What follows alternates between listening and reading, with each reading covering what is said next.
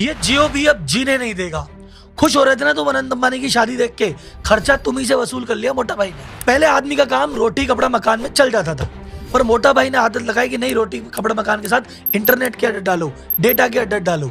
अब डेटा की जब आदत डल गई तो आटे के साथ साथ डेटा भी महंगा हो गया। अब जब मोटा भाई ने किया तो इसके पीछे पीछे एयरटेल ने और वीआई ने भी कर दिया कि गाली तो मोटा भाई खा ही रहे हैं, पीछे हम भी माल कूट लें। एक ही झटके में तीनों ने मिलकर 50,000 करोड़ का मुनाफा कर लिया एक डिसीजन से। अधिकतर भारतीयों की पहली सिम जो थी वो बीएसएनएल थी, पत्नी की तरह बढ़िया से साथ निभा रही थी।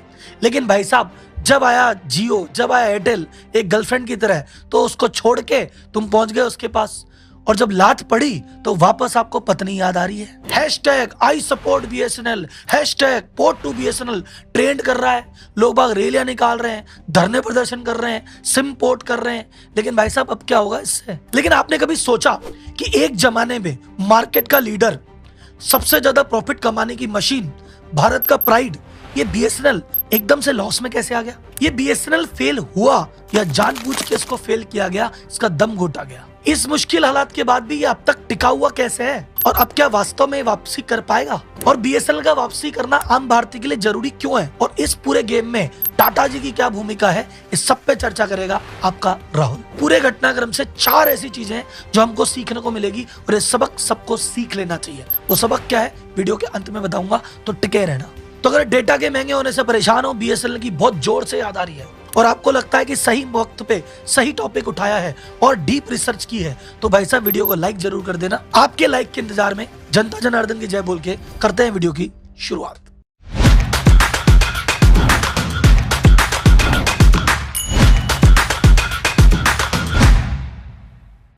सबसे पहले शुरू करते हैं बीएसएनएल की शुरुआत कैसे हुई। बीएसएनएल की फुल फॉर्म है भारत संचार निगम लिमिटेड। कुछ लोग मजाक में कहते हैं भाई साहब नहीं लगेगा, वो उसकी नहीं है, वो मीम है। इसकी शुरुआत हुई थी अक्टूबर 2000 में। पर्पस सिंपल सा था, देश के कोने कोने तक कनेक्टिविटी पहुंचा दो, आम आदमी आपस में कम्युनिकेशन कर पाए, और भाई साहब ये जो सुविधा है ये सस्ती हो। इस उद्देश्य के साथ बीएसएनएल बाजार में आया, क्योंकि उस समय प्राइवेट कंपनियां पहले ही कम थी, और जो थी वो कहती थी कि भैया हमारा फायदा तो शहर में है, क्योंकि शहर में काम भी आसान है और पैसा भी मोटा है। और गांव जाएंगे तो गांव में यार इतनी दूर कौन जाए, इतनी मेहनत कौन करे, और गांव वाले तो यार ज्यादा पैसा भी नहीं देते। प्राइवेट कंपनियों को तो चाहिए प्रॉफिट, तो वो तो दूर गई नहीं। लेकिन बीएसएनएल तो सरकारी कंपनी है, उनको तो जनता की सोचनी थी। तो जिसका कोई नहीं उसका बीएसएनएल था, तो बीएसएनएल गई दूर दराज गाँव में, पहाड़ों में, रिमोट एरिया में, और वहां पे अपना संपर्क स्थापित किया। अब यूं तो बीएसएनएल को प्रॉफिट से लेना देना नहीं था और बाकी की तुलना में सबसे कम रेट पे भी दे रही थी, लेकिन उसके बाद भी पहले साल ही जबरदस्त प्रॉफिट किया। और 2001 से लेकर 2008 तक 8 सालों में एक भी बार लॉस में नहीं गई, बल्कि टोटल 8 सालों में 46,668 करोड़ रुपए का प्रॉफिट कमाया। ये दूध देने वाली गाय थी भारत सरकार के लिए। एक समय ऐसा था सन 2004-05 में 10,000 करोड़ का प्रॉफिट सिंगल ईयर में कमाया था। ये बात उस जमाने की है जब बीएसएनएल डोमिनेट किया करता था, 70% मार्केट शेयर था, और ये एयरसेल, डोकोमो, आइडिया फाइडिया चड्डी में घुमा करते थे। तो भाई साहब जब कोई चीज गवर्नमेंट का खजाना भरने लग जाती है और पैसा देने लग जाती है, तब आता है लालच, और फिर चालू हुआ बीएसएनएल का डाउनफॉल। इसके 4 कारण थे, एक एक करके समझते हैं। पहला कारण 2007 के आसपास सुगबुगाहट हुई कि भैया जो उस समय के टेलीकॉम मिनिस्टर हैं दयानिधि मारन, उनसे सीबीआई पूछताछ कर रही है। पता नहीं यार क्या बात हो गई, क्या बात हो गई। फिर बाद में मीडिया में खबर निकल के आई कि इन्होंने अपने घर पे बीएसएनएल के बड़े बड़े अधिकारियों की मदद से 323 हाई कनेक्शन की लाइनें हैं अपने घर पे डलवा रखी थी। बोले sir 323 high speed internet connection अपने घर पे क्या कर रहे थे? सर उस बीएसएनएल की लाइन से इनका जो प्राइवेट नेटवर्क था, सन नेटवर्क, इनका खुद का मीडिया चैनल था, उसको सप्लाई दे रहे थे साहब। अब बताओ, सरकारी पैसों से, बीएसएनएल के पैसों से प्राइवेट मीडिया चल रहा है। तो अब जब ये गड़बड़ी पकड़ में आई तो दयानिधि मारन ने किया रिजाइन। उस समय थी गठबंधन की सरकार, तो ये इन्होंने रिजाइन किया, तो इन्हीं की पार्टी के दूसरे व्यक्ति आए, ए राजा, वो बने टेलीकॉम मिनिस्टर। उस समय बीएसएनएल प्लान कर रहा था वाईमैक्स टेक्नोलॉजी लाने का, कि भैया हम स्पेक्ट्रम बांटेंगे और वो पूरे देश में जगह जगह जाएगा और वायरलेस डेटा ट्रांसफर होगा और मस्त इंटरनेट मिलेगा।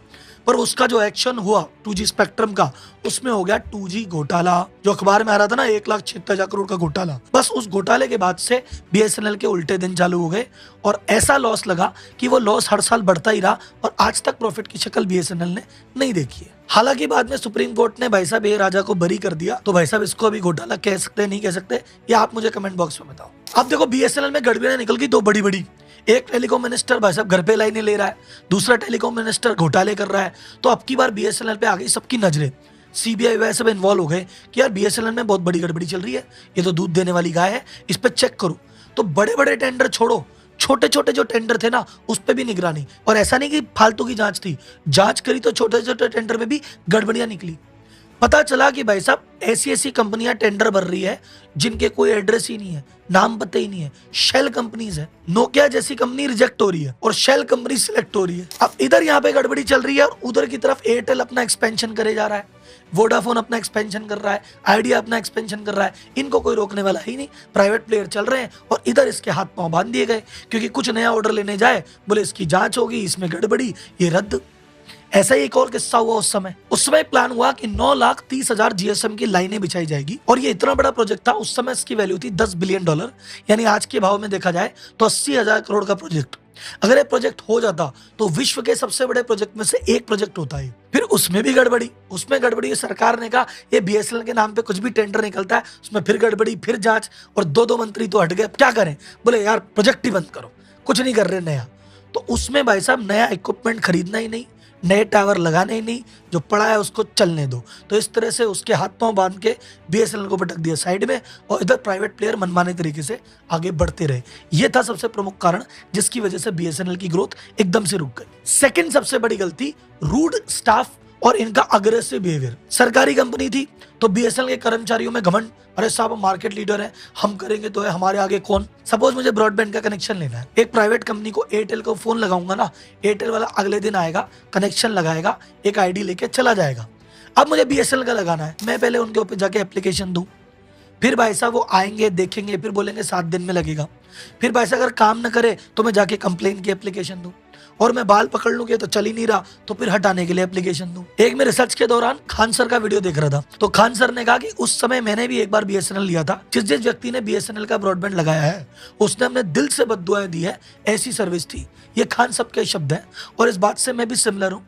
मुझे भी याद है मेरे पहले ऑफिस में मुझे बीएसएनएल का कनेक्शन लिया था तो मैं ऑफिस से ज्यादा बीएसएनएल के ऑफिस बैठता था कि हे भगवान चला दो इसको। तो भाई साहब जनता त्रस्त थी, ऑप्शन ढूंढ रही थी, जैसे ही ऑप्शन मिला जनता कूद पड़ी। तीसरा सबसे बड़ा कारण जो सबको दिख रहा है, जियो की एंट्री। जियो ने आके कहा भैया सस्ता इंटरनेट नहीं, जियो ने आके कहा फ्री का इंटरनेट ले लो, और सुनो 3G नहीं 4G ले लो।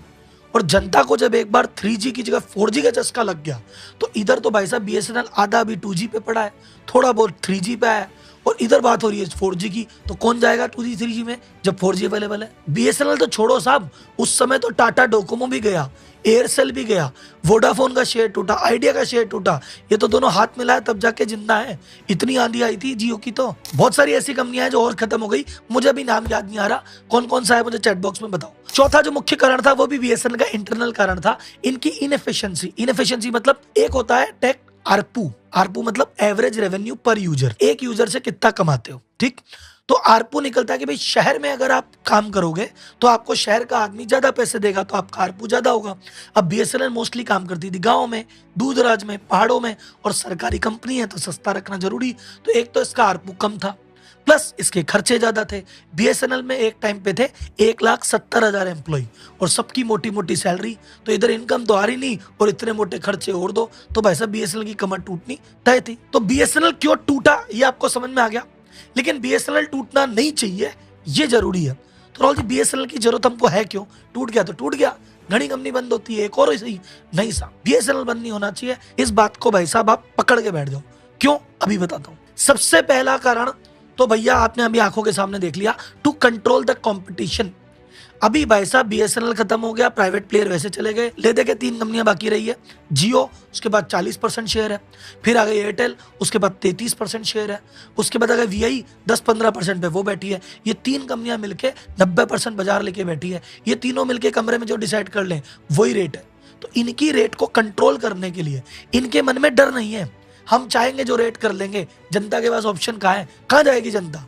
अगर बीएसएनएल का नेटवर्क में मौजूद हो, बीएसएनएल भी बोले हम भी देंगे 4G, हम भी देंगे 5G और हम भी खड़े हैं, तो जनता जैसे ही तुम 10 रुपए बढ़ाओगे ना, जनता फटाक से बीएसएनएल में आएगी और फिर ये डर के मारे अपने आप अपनी रेटें कंट्रोल में रखेंगे। अभी इनको डर नहीं है, तो इनको डराने के लिए एक बंदे का खड़ा होना जरूरी है, इसलिए बीएसएनएल का जिंदा होना जरूरी है। अब एक सवाल कि राहुल जी अगर बीएसएनएल की इतनी लंका लगी हुई है, रेवेन्यू आ नहीं रहा, खर्चे ज़्यादा हैं, भाई साहब टेक्नोलॉजी पुरानी है, सर्विस खराब है। फिर अभी भी बीएसएनएल जिंदा कैसे है? जब डोकोमो खत्म हो गया, एयरसेल खत्म हो गया, तो बीएसएनएल को भी खत्म हो जाना चाहिए। इसके दो कारण है खत्म क्यों नहीं हुआ। पहला कारण भाई साहब दुआओं ने बचा लिया, क्योंकि बीएसएनएल ने ऐसी ऐसे गांव में, ऐसे ऐसे ढाणियों में, ऐसे ऐसे पहाड़ों में कनेक्शन लगा रखा है कि जहां पे ना अभी तक जियो एयरटेल गए हैं, ना ये जाने की सोच रहे हैं अगले 5 साल में, बोले इतनी दूर हम ना जावे। और वहां बीएसएनएल पहुंच गया था उनकी सुविधा देने के लिए, तो भाई साहब वहां कोई है ही नहीं, तो बीएसएनएल की वो सिम तो कभी बंद नहीं होगी, तो इसलिए एक तो खड़ा रहा। दूसरा कारण है बीएसएनएल है सरकारी कंपनी, इसको मिलती है सरकार की बैसाखी, तो मोदी सरकार फंड पे फंड रिलीज करे जा रही है। सरकारी एम्प्लॉय बीएसएनएल के तनख्वाह तो सरकार देगी, रेंट सरकार चुकाएगी और इन लोगों को इनके टावर के खर्चे निभाएगी, तो सरकार की बैसाखी से इनका काम चल रहा है और थोड़ा बहुत चल रहा है दुआओं से। अब सबसे बड़ा सवाल जिसका शायद आप इंतजार कर रहे हैं कि राहुल जी ये बात बताओ, ये बीएसएनएल बाउंस बैक करेगा कि नहीं करेगा, ये वापस आएगा कि नहीं आएगा? तो सर जी इसका जवाब है आपकी उम्मीदों को बल देते हुए, हाँ ये वापस आ सकता है। और 4 कारण है जिसकी वजह से मुझे लगता है आ जाएगा। पहला कारण है भाई साहब करंट गवर्नमेंट। मोदी जी पिछले 5-6 सालों में 3 लाख करोड़ से ज्यादा का फंड बीएसएनएल के रिवाइवल के लिए रिलीज कर चुके हैं। यह सरकार को पता है कि भाई साहब चाहे डुबाया किसी ने भी हो, अगर हमारी निगरानी में बीएसएनएल बंद हो गया तो ये जनता माफ नहीं करेगी। तो भाई साहब कुछ भी हो, कैसे भी हो, बीएसएनएल को जिंदा रखना जरूरी है, तो सरकार का साथ तो है। दूसरा जो मुझे सबसे बड़ा भरोसा है वो इस सरकार से और मोदी जी भी बड़ा भरोसा है, वो है टाटा का भरोसा। जहां मोटा भाई ने और एयरटेल ने 5G लॉन्च कर दिया है, 5G की टेस्टिंग लग रही है, वो कह रहे हैं 3-6 महीने में 5G कर देंगे सब जगह। उधर भाई साहब बीएसएनएल अभी कह रहा है हम तो 4G की तैयारी कर रहे हैं। तो 2024 का टारगेट है कि हम तो 4G लगाएंगे और 2025 में इसको 5G कर देंगे। अब अगर कोई भी बीएसएनएल का व्यक्ति मुझे कहे कि हम तो 2024 में तो 4G करेंगे और 25 में 5G करेंगे, मैं इनकी बात मानो ही ना। लेकिन भाई साहब इस काम का जो ठेका दिया गया है वो दिया गया है रतन टाटा जी की कंपनी टीसीएस को। 15,000 करोड़ का कॉन्ट्रैक्ट टीसीएस को दिया गया है। और जब टीसीएस ये कहती है कि हम जिम्मेदारी लेते हैं 2024 तक लगा देंगे सब जगह और हार्डवेयर वही रहेगा, सॉफ्टवेयर में जरा सा अपडेट करोगे 4G ही 5G हो जाएगा, तो मुझे टाटा का भरोसा है कि भाई साहब टाटा कर देगी। तो अगर आपको भी लगता है कि यार टाटा का भरोसा है तो एक हैशटैग चलाते हैं आप लोग, देखते हैं आप और मैं में कितना दम है। हैशटैग टाटा का बीएसएनएल। तो देखते हैं साहब टाटा को और बीएसएनएल को अपना कितना समर्थन है, क्योंकि आवाज तो उठानी पड़ेगी। अगर आपने आज आवाज नहीं उठाई तो फिर ये जियो का जो आज डेटा है कल रेट डबल भी हो जाएगी, कर क्या लेंगे। तीसरा कारण है एफिशिएंसी। एफिशिएंसी मतलब गवर्नमेंट को समझ में आ गया है 1,70,000 जो आदमी है इसका बोझा हम नहीं उठा पाएंगे, तो उन्होंने वीआरएस की स्कीम निकाली है।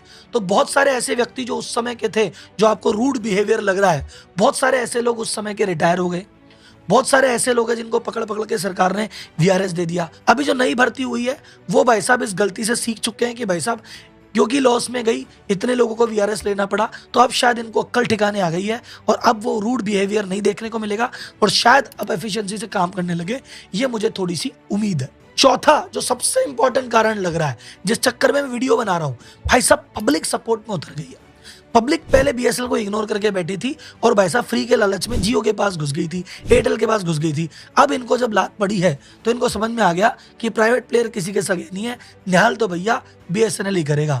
तो एक गुस्सा आ गया है जियो के प्रति, एयरटेल के प्रति। लोग बाग पोर्ट कर रहे हैं, लोग बाग दूर जा रहे हैं, एक मन में खटास सी है। और जैसे पहले बीएसएनएल का ऑप्शन ढूंढ रहे थे कि बीएसएनएल से दुखी है कोई और मिले तो जाए, अब इनका ऑप्शन ढूंढ रहे हैं। तो अगर भाई साहब अब बीएसएनएल मौके पे चौका लगा गया तो एक बार में पूरा मार्केट शेयर खींच ले जाएगा। जैसे भी बीएसएनएल ने एक प्लान लॉन्च किया है 1515 रुपए में साल भर का प्लान।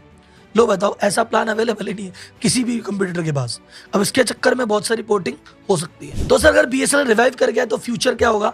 फ्यूचर में या तो जियो को और एयरटेल को अपनी रेट गिरानी पड़ेगी, और अगर नहीं भी गिराई तो भविष्य में अगले 2-5 साल तक बढ़ाने की तो सोचेंगे ही नहीं। अब इस पूरे प्रकरण में 4 बातें सीखने को मिलती है और ये 4 बातें भैया गांठ बांध के रख लेना, नहीं तो जिंदगी तुम्हें लेसन सिखा रही, सीख लो, नहीं तो फिर लात मारेगी। तो पहली बात, किसी भी चीज की आदत मत डालो। आज तुम्हारा फायदा क्यों उठाया जा रहा है, शोषण क्यों हो रहा है, तुम्हारी आदत पड़ गई, बिना उसके रह नहीं पाओगे, इसीलिए तो हो रहा है। तो आदत पड़ी तो मरे, इसलिए किसी चीज की आदत नहीं डालनी। दूसरी लर्निंग, जिंदगी में कुछ भी फ्री नहीं मिलता। अगर तुम्हें कुछ फ्री दिया जा रहा है तो तुम्हारा आज नहीं तो कल, ऐसे नहीं तो वैसे, कहीं ना कहीं पे भार तो तुम पे आने ही वाला है। तो पहले फ्री की सिम लेके उछल रहे थे, अब सबक मिल गया। तो कोई भी आदमी कुछ सस्ता दे, फ्री में दे, तो ये सोच के मत देखना कि मजे आ गए, वो मजा तुमसे ही वसूला जाएगा। तीसरा, ये चीज अपन को बीएसएनएल से सीखने को मिलती है कि अपग्रेड करोगे तो जिंदा रहोगे। जब दुनिया 2G से 3 पे गई, 3 से 4G पे, 4G से 5G पे, और बीएसएनएल नहीं जा पाया, तभी तो उसकी हालत खराब है।